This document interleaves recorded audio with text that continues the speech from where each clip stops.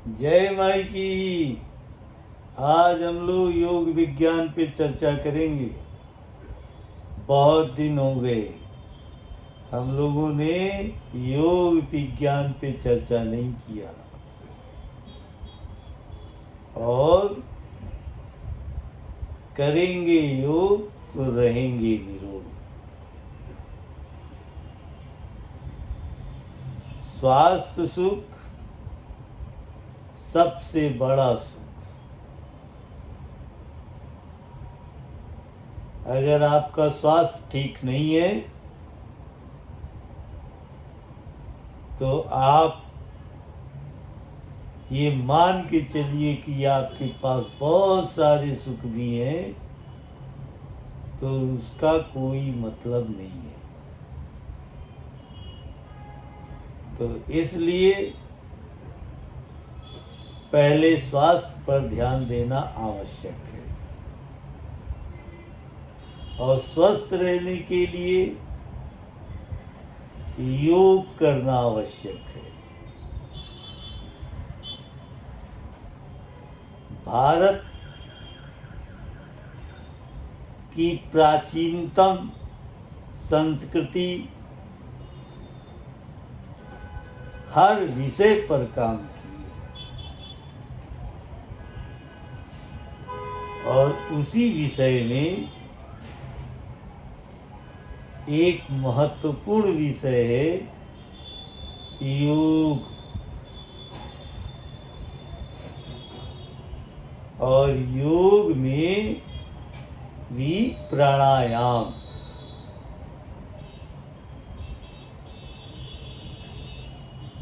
योग के ऐसे तो बहुत सारे अर्थ निकलते हैं, लेकिन जो हमारे समझ में आया है उसको हम आपको चाहेंगे बताना। हमारे समझ में यही आया है कि क्रिया और सांस के योग को योग कहते हैं। अब क्रिया क्या है? तो जो हम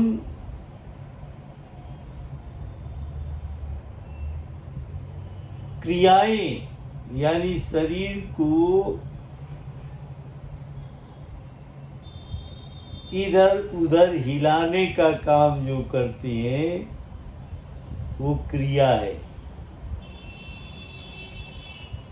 और सांसों को अगर उसी से जोड़ लेते हैं तो वो योग बन जाता है।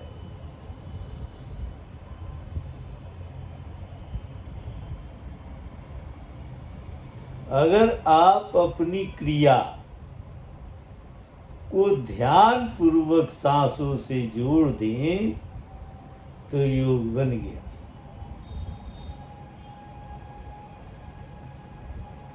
बहुत सोचना विचारना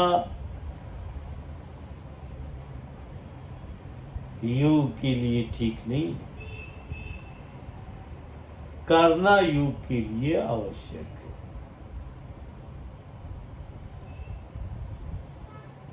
पहले से ही प्राचीन काल से ही मनुष्य भटकाव में जीता रहा है, भटकता रहा है।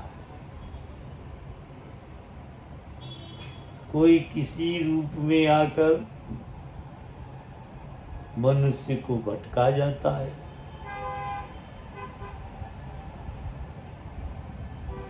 स्वयं के मस्तिष्क का विकास मनुष्य नहीं कर पाता क्योंकि स्मृतियां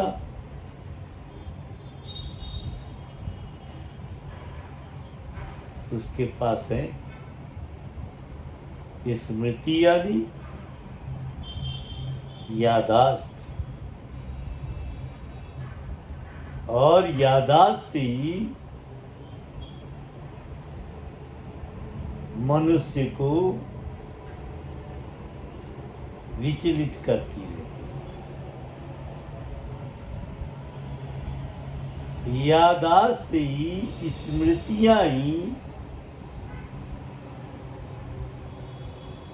हम लोगों को रोग के दलदल में पहुंचाती रहती है।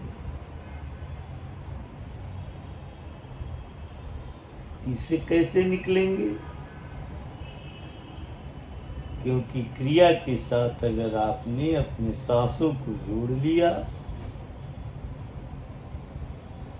तो स्मृतियों से आप अपनी रक्षा कर पाएंगे।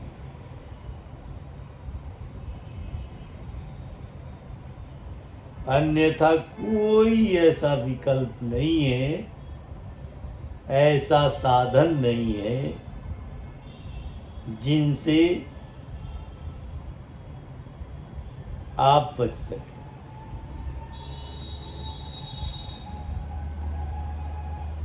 तो आपको क्या करना चाहिए?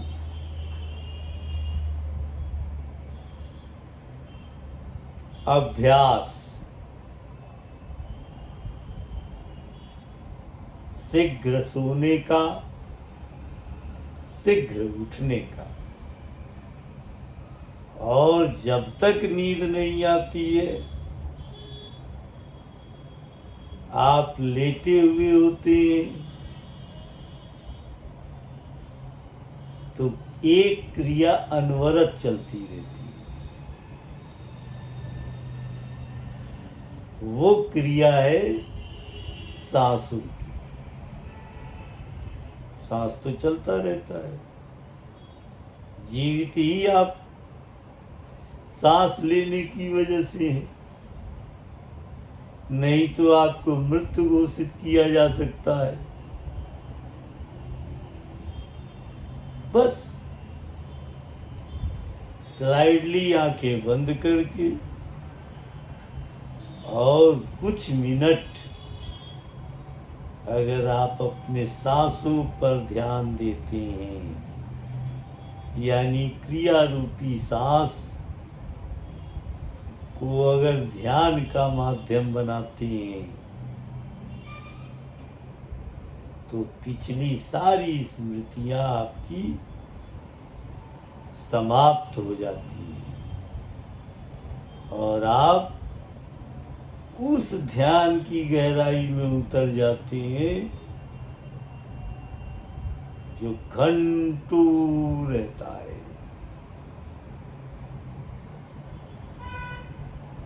वो ध्यान की गहराई आपकी नींद बन जाती है। तो बस करना क्या है? ये भी योग है। स्मृतियां स्वप्न उत्पन्न करती हैं और दिन में जगे हुए अवस्था में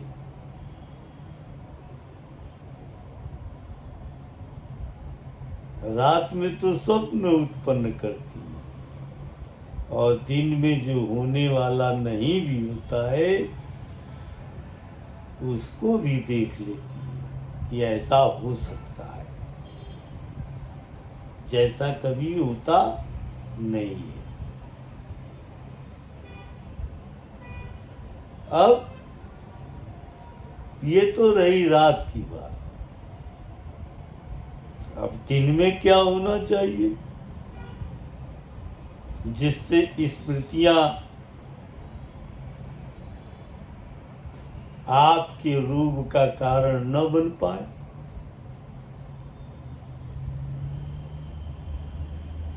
यथाशक्ति शरीर को थकाने का प्रयास करना चाहिए। और जानते हैं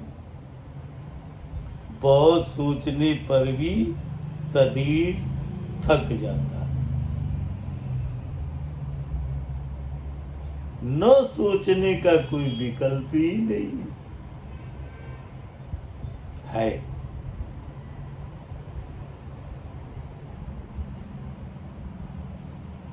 एक शब्द, एक अक्षर को बार बार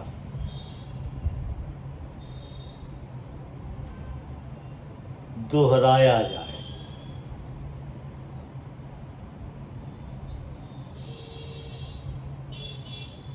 अब इसमें भी कुछ लोग कहेंगे, कहेंगे क्या सत्य है। एक ही शब्द को अगर बार बार दोहराया जाएगा तो मन हैबिचुअल हो जाएगा, मस्तिष्क हैबिचुअल हो जाएगा, दोहराने की आदत उसकी कायम हो जाएगी। फिर क्या हो,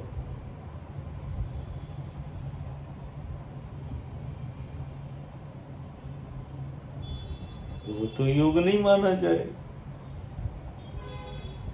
लेकिन शरीर में कुछ जगहें ऐसी भी हैं जहाँ मन को ले जाकर और शब्दों को अगर वहां दोहराया जाए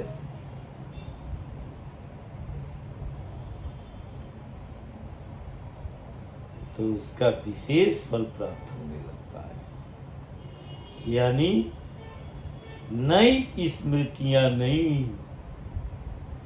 पनपती हैं। हजारों हजार साल की स्मृतियां चली आ रही हैं। आपने देखा होगा, आश्चर्य भी होता है और विश्वास भी डगमगाने लगता है। जो अपना जीवन पूरी तरह धर्म को समर्पित कर देता है, उसके भी जीवन में स्मृतियां रहती हैं और नई स्मृतियों का कारण बनता रहता है। यानी वो ऐसी वैसी बात करता है, ऐसे ऐसे शब्द निकालता है, उसके क्रिया और कर्म में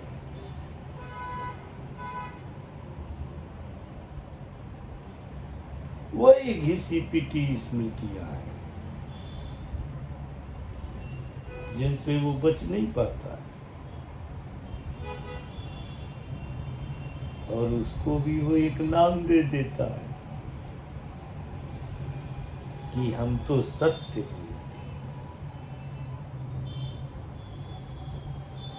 अगर सत्य बोलने के पीछे अगर हमारे साथ कोई पीड़ादायक कार्य होता है तब भी हमें स्वीकार है। लेकिन आप सत्य नहीं बोलते, आप अपनी स्मृतियों को दोहराते हैं।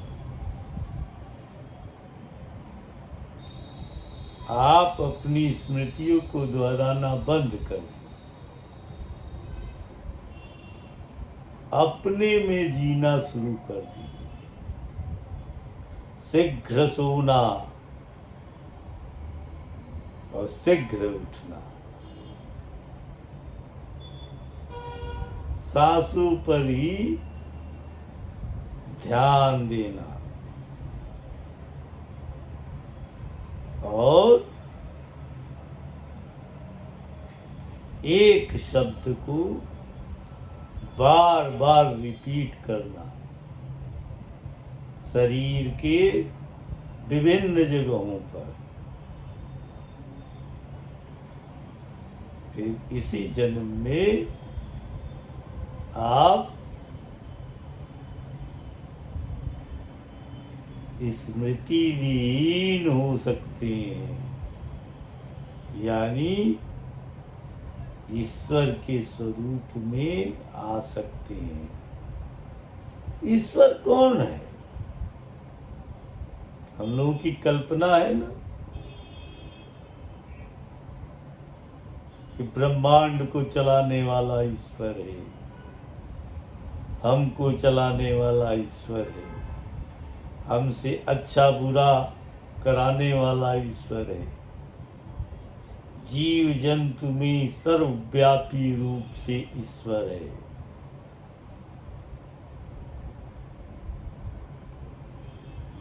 वो ईश्वर अगर जीव जंतुओं में है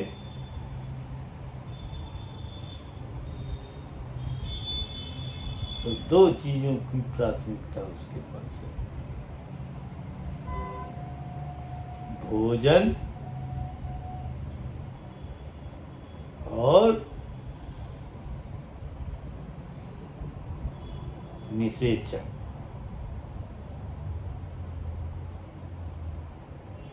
अगर मनुष्यों में है तो काम, क्रोध, लोभ, मोह और अहंकार।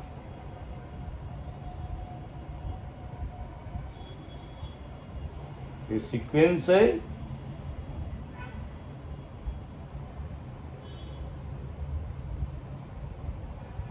इसी सीक्वेंस को तोड़ना, इसी सीक्वेंस पे विजय प्राप्त करना योग का कार्य है।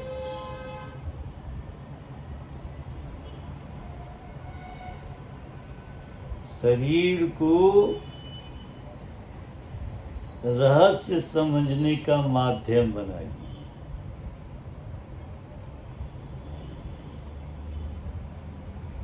शरीर रहस्य समझने का माध्यम है और आप अगर अपनी क्रिया और सांसों को जोड़ लेते हैं तो आप रहस्य समझने लगते हैं। कुछ मिनट, कुछ घंटा शुरू तो करिए।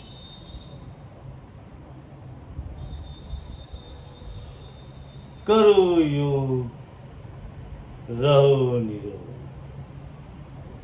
रोग का कारण भी स्मृतियां हैं।